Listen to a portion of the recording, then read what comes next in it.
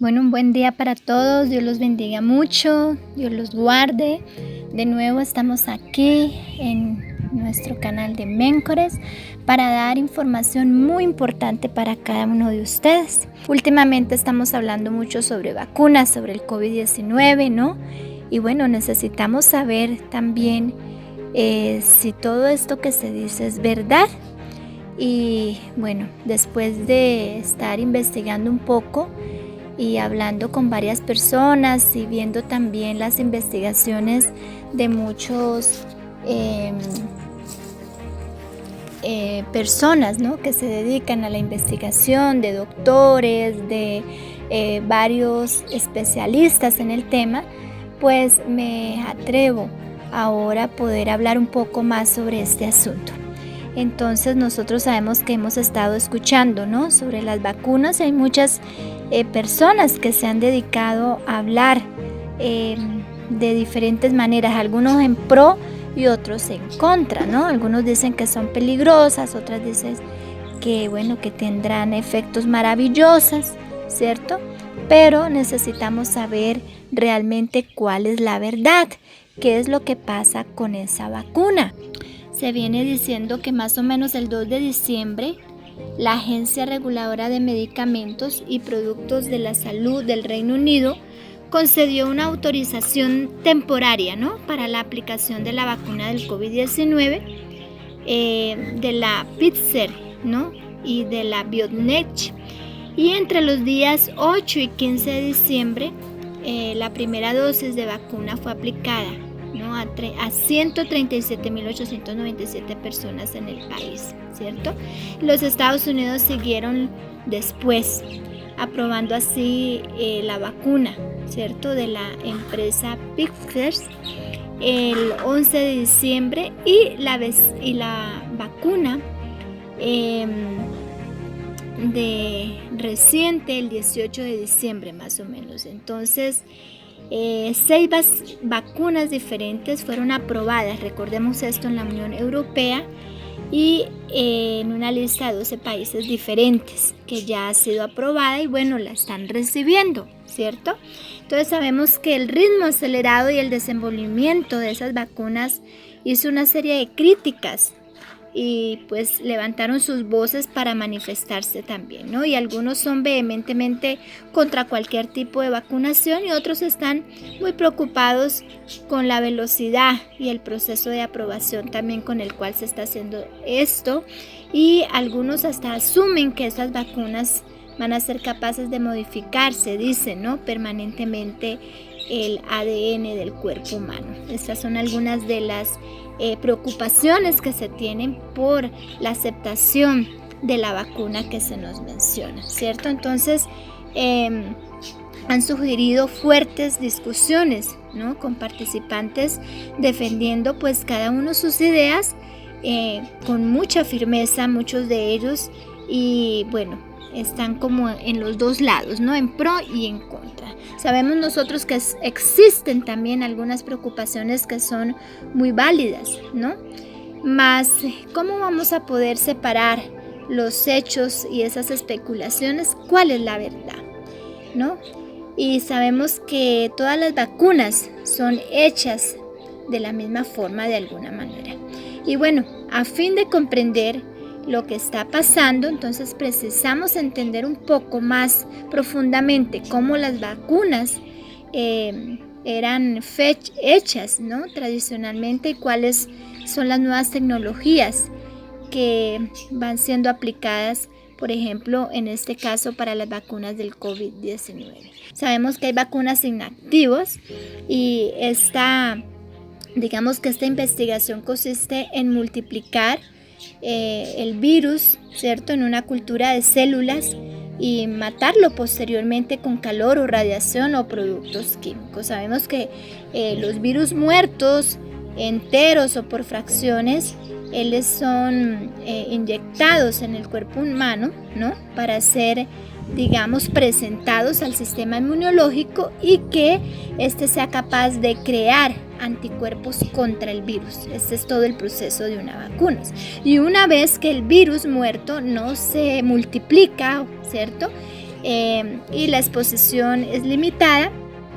Entonces, más de una dosis es necesaria para crear ese efecto deseado, ¿cierto? Sabemos que la eficiencia de una vacuna muchas veces disminuye a largo tiempo o a largo plazo, y una vacunación repetida puede ser necesaria en pocos años, y esto es lo que ha pasado con muchas vacunas que son creadas, ¿no? Entonces esta categoría de vacunas es una opción que bueno, se ha hecho hasta ahora, y pues algunas son seguras y disponibles en relación a efectos colaterales. Es usadas por muchos años para vacunas, por ejemplo, como sabemos, vacunas contra la hepatitis, poliomielitis, influenza, rabia, entre otras. Entonces sabemos que muchas vacunas pues han sido creadas, gracias a Dios, porque el Señor da esa sabiduría al hombre también, y nosotros sabemos que hasta este momento en esa creación de las vacunas pues han sido de gran bendición, porque también han salvado muchas vidas, y nosotros podemos ver cómo a lo largo del tiempo han sido pues necesarias, ¿no? De alguna manera. Entonces ese es un punto a resaltar.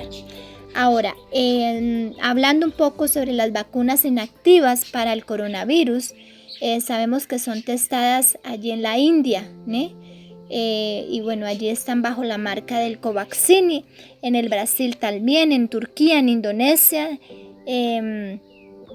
También se dice que está siendo testado allí en estos países, y que un coayudante es el hidróxido de aluminio, ¿no? Que es acrecentado para aumentar la respuesta inmune de este candidato, ¿no? Sabemos que en la China ya fue desenvolvida esa vacuna, ¿cierto? Y que hay otro candidato de la vacuna que en esta categoría está siendo desenvolvida en Wuhan, China, ¿cierto? Como sabemos, en la India fue llamada como Covaxin, por ejemplo, en el Brasil, Turquía e Indonesia le llamaron Coronavac, pero allí en la China todavía no han dado el nombre para la vacuna que pues se está creando. Entonces, sabemos que 3 de estos candidatos, ¿no? Ya fueron aprobados en la China, y que el candidato indiano, por ejemplo, está en la fase 3, ¿no? Según los testes que están haciendo. Hay algunas vacunas que se están hoy mencionando bastante, como la vacuna que se llama vacunas de mRNA. Entonces, las vacunas de Pfizer son las 2 primeras candidatas, ¿no? De vacunas a ser aprobadas en los Estados Unidos, y ambas están en la categoría de vacunas de mRNA, ¿no? O sea, ¿qué significa esto? Sabemos que un virus normalmente usa proteínas, ¿no? En su superficie para atacar, digamos, una célula humana y liberar una secuencia de el RNA, ¿no? Que es el mensajero dentro de la célula. Entonces, esta secuencia de mRNA secuestra la célula humana y da instrucciones para replicar el virus y así multiplicarse, ¿no? Entonces ese proceso se repite hasta que el sistema inmunológico entra en acción para combatir el virus. Y si ese proceso demora mucho, el virus puede dejar bastante, a veces enfermo, ¿no? Al sistema o al cuerpo humano, digamos, hasta que el sistema inmunológico esté finalmente bien fuerte y suficiente para vencer la batalla. Es como el proceso que funciona. Entonces es bien interesante. Entonces, en el caso de la vacuna del mRNA, que ustedes también pueden investigar, una secuencia de RNA es sintetizada allí en laboratorio, ¿no? Que instruye a la célula humana a producir apenas las proteínas Spike, se llama, del virus, que son liberadas en la corriente sanguínea, ¿no? Y el sistema inmunológico queda allí expuesto a las proteínas Spike, y bueno, por ende va a poder crear inmunidad contra el virus. Ese es todo el proceso que comienza a ocurrir. Entonces, para evitar que el sistema inmunológico ataque el mRNA, antes de entrar en la célula, él es encapsulado, ¿no?, en una membrana, digamos, de gordura, semejante a una membrana celular. Entonces, esto permite también una fusión con la membrana celular y va permitiendo así la entrada de la sustancia del mRNA dentro de la célula. Entonces, esta vacuna imita, por tanto, los mecanismos de replicación, digamos, de un virus, ¿no? Con la única diferencia de que sus proteínas resultantes no son capaces de replicarse, ¿no?, o de multiplicarse. Entonces, de acuerdo con los resultados de los testes preliminares, la vacunación de la Pfizer mostró que el 90% de eficacia para prevenir la infección, y comparándolo con un placebo, digamos, en cuanto a la vacuna Moderna, mostró que el 94.5% era eficaz, ¿no?, en comparación con vacunas de gripe que nunca llegaron a dar más de un 50% de eficacia. Entonces eso es bastante, digamos, promisorio, ¿no? Más no hay datos estadísticos suficientes disponibles para determinar la eficiencia de la vacuna en personas idosas u otros grupos vulnerables, ¿no? Entonces es interesante lo que podemos ver hasta este momento y cómo actúan ellas, cómo es su formación y qué es lo que hacen en nuestro cuerpo, ¿no? Para los grupos más vulnerables no tenemos unos datos estadísticos suficientes disponibles para avaliar, ¿no?, la eficacia de esta vacuna. También podemos decir que no sabemos cuánto tiempo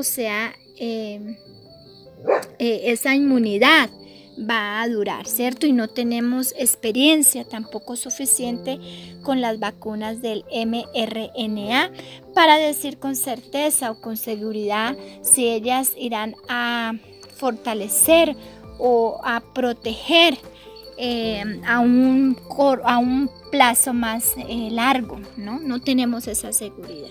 Otra preocupación es que la mayoría de las vacunas están exponiendo al sistema inmunológico, ¿no?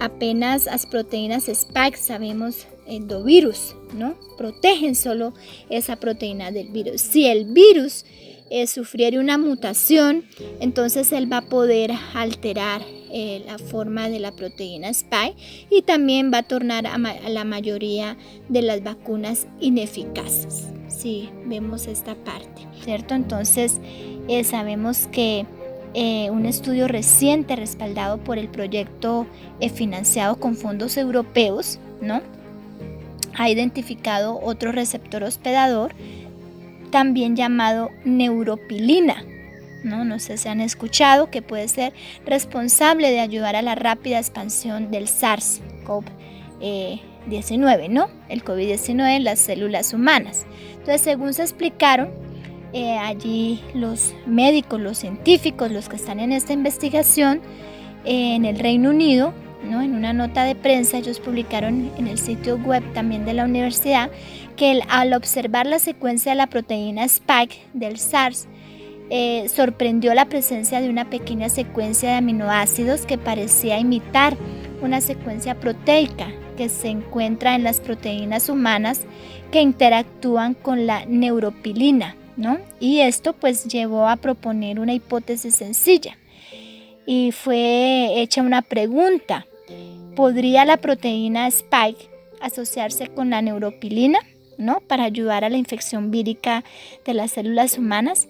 Y bueno, curiosamente, al aplicar una serie de enfoques estructurales y bioquímicos, se han podido establecer que la proteína Spike del SARS sí se une a la neuropilina, ¿cierto? Entonces, una gran cuestión será la seguridad a un plazo más largo de esas vacunas, que es lo que pues se está estudiando, ¿cierto? Entonces, los testes, recordemos, de la fase 3 normalmente llevaron varios años, más fueron, digamos, probados en pocos meses, ¿no? Y las tecnologías usadas para la mayoría de las vacunas son bastante nuevas y no tenemos tampoco muchos datos de seguridad, excepto aquellos test cortos que se están haciendo, ¿no? Entonces el tiempo dirá cuán seguro ellas van a ser en relación a los eventos adversos, digamos, de un plazo más largo, ¿cierto? Y hasta ahora ningún fabricante de vacunas está dispuesto a asumir esa responsabilidad con seguridad, ¿cierto? En los Estados Unidos, la cuestión de responsabilidad ya está claramente resolvida a favor de dos productores, ¿no? Sabemos que la gripa suina en 1976 ella causó algún problema, ¿no? De que una pandemia semejante a la gripa que ocurrió en 1918 se repitiera, ¿cierto? Y motivó allí a la Center of Disease Control para admitir que se iba a desenvolver una campaña de vacunación de emergencia en todo el país, ¿no? Y los productores concordaron en fabricar esa vacuna con una condición de que se asumiera una responsabilidad, ¿cierto? Entonces la vacuna fue producida y administrada en un tiempo récord a 45.000 millones de americanos, recordemos eso, ¿no? Más por algunas razones inexplicables, los virus no pues reaparecieron en el invierno siguiente, cuando hubo esa pandemia. Más cerca de 1 en 100.000 de la población vacunada sí desenvolvió un síndrome, ¿no? Que fue el de Guillain-Barré, si ustedes han escuchado. Y en el estado tuvo que cuidar de la compensación de responsabilidad por esos casos, ¿no? que ocurrieron debido al aumento de la presión de la industria. Entonces, desde el octubre de 1988, todos los fabricantes de vacunas están, digamos, exentos de responsabilidad por cualquier vacuna aplicado en los Estados Unidos. Eso es bien interesante saber, ¿no? Recordemos que durante esa crisis reciente, a fin de dar un incentivo, digamos, el secretario de Salud y de Servicios Humanos, él, digamos que no permitió que todas las empresas de las responsabilidades legales relacionadas a todas las actividades en el combate del COVID-19 en los Estados Unidos, pues como que se hiciera responsable, ¿no? Fueron exonerados, por decir. Eso fue lo que aconteció ahora. Entonces, durante esa Guerra Fría, ¿no? Recordemos, el Departamento de Vacunas de la FDA incluyó oficiales militares a fin de facilitar la preparación de emergencia para armas biológicas, y hasta hoy los oficiales se reportan uniformizados, digámoslo así, ¿no? Entonces, en ese contexto fueron aprobados procedimientos para autorización de emergencias de vacunas. Entonces, las críticas también mencionan que las autoridades reguladoras en los Estados Unidos son ampliamente infiltrados por los defensores también de fabricantes de vacunas, ¿ok? Más en el caso de las vacunas del COVID-19, ningún productor está dispuesto a asumir responsabilidades. ¿Sabían esto? Y hay cláusulas de no responsabilizarse y están incluso incluidas en los contratos asignados por los gobiernos. Entonces, ahora hay debates, ¿no? Pues sucediendo sobre cómo vamos a hacer o van a hacer ellos para administrar sin que haya, digamos, una responsabilidad si ocurrieran eventos adversos, ¿no? Por la vacunación, especialmente en países más pobres que no pueden ofrecer pues también ninguna seguridad de aplicar esto. En que todos los estudios son hechos en personas saludables, excluyen cuidadosamente a las personas que presentan reacciones alérgicas, también u otras condiciones adversas de salud. Entonces, por tanto, pues no tenemos datos de seguridad, ¿no? Sobre cómo grupos de personas vulnerables van a reaccionar a la vacuna, ¿no? Nosotros sabemos que los choques ocurridos muchas veces después de la aplicación de las vacunas, especialmente la vacuna Pfizer, son un ejemplo clásico de lo que puede pasar. Entonces, cuando un nuevo medicamento, sabemos, entra en el mercado, hay testes cuidadosamente que son hechos por varios años, ¿no? Y esos medicamentos son aplicados apenas a un pequeño, digamos, grupo de personas que son portadoras de una determinada enfermedad, ¿no? Entonces, ¿tenemos una vacuna segura? ¿Ustedes qué creen? ¿Tenemos una vacuna segura disponible? Yo pienso que no estamos en posición de dar una respuesta cierta sobre eso, ¿no? Más personas con obesidad, con diabetes, por ejemplo, tipo 2, con enfermedades cardíacas, con cáncer, son más susceptibles a esta enfermedad. Entonces, ¿por qué no hay intervenciones para ayudar a ese grupo de personas a controlar mejor sus enfermedades relacionadas con el estilo de vida? Es nuestra pregunta. Y sabemos que la mayoría de esas condiciones puede ser prevenida o incluso revertida con un estilo de vida más saludable. Y es lo que queríamos llegar, y al enfoque verdadero, y a lo que queremos y necesitamos enfocarnos. Nosotros estamos muy distraídos últimamente y estamos muy preocupados. Claro, necesitamos estar tal vez un poco más, digamos, alerta y entender, no asustarnos o no llegar a conclusiones o no llegar a desequilibrios que podemos tener, ¿no? En cuanto a toda esta información. Sabemos que la ciencia ha avanzado, no quiero decir que tengamos que hacernos vacunar, porque al contrario, estoy hablando de cómo pues las vacunas, así como también en algún momento han hecho bien, también sabemos que otras ocasionan de pronto daños si no hay una responsabilidad, si no hay un contrato, digamos, si no hay una seguridad de lo que se está haciendo y no nos ofrecen esa seguridad, pues es un poco preocupante. Pero nosotros debemos enfocarnos un poco más de cómo podemos ayudar a nuestro cuerpo para que esté saludable, para que pase lo que pase, nuestro cuerpo pueda responder de la mejor manera, porque nosotros sabemos que tenemos un Dios maravilloso que nos da información y que necesitamos estar vigilantes para cualquier situación. Ahora, conociendo eso, sabemos que hay evidencias grandes de que la vitamina D, por ejemplo, desempeña un papel muy importante en la mejoría de la respuesta inmunológica, ¿no? Contra, por ejemplo, una infección por COVID-19. Y sabemos que estudios muestran que las latitudes, por ejemplo, próximas al Ecuador, fueron afectadas mucho menos por esa infección del COVID-19, ¿no? Entonces, muchos otros estudios están disponibles también sobre la correlación, digamos, entre los niveles de vitamina D y las tasas de infección por COVID-19.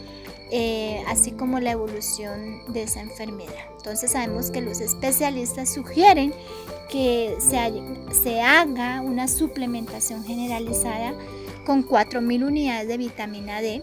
Sería una de las intervenciones más baratas y eficaces para limitar esa propagación de enfermedades, y muchos de nosotros tenemos esa vitamina D muy baja, pero podemos hacer esa suplementación. El Señor dice que usted puede curarse a sí mismo, que su cuerpo tiene ese poder de autocuración, porque Dios lo ha colocado en su cuerpo. Su célula puede resistir, su célula puede ser restaurada, su gen puede ser mejorado. Yo tengo seguridad de eso, mi querido amigo, porque lo he podido vivir y lo he podido ver. Entonces no se preocupe. Yo quería solamente que pudiéramos entender un poco de qué se trata todo esto de la vacuna y bueno, tantas teorías que hay, pero no se preocupe, usted preocúpese por cuidar su cuerpo, usted preocúpese por alimentarse de la manera correcta. Y hay algo que siempre digo a mis pacientes: cuando nosotros colaboramos, Dios colabora con nosotros. Que el Señor te bendiga y estamos atentos para que tú puedas cada día aprender un poco más con nosotros y nosotros con cada uno de ustedes. Que Dios los guarde mucho.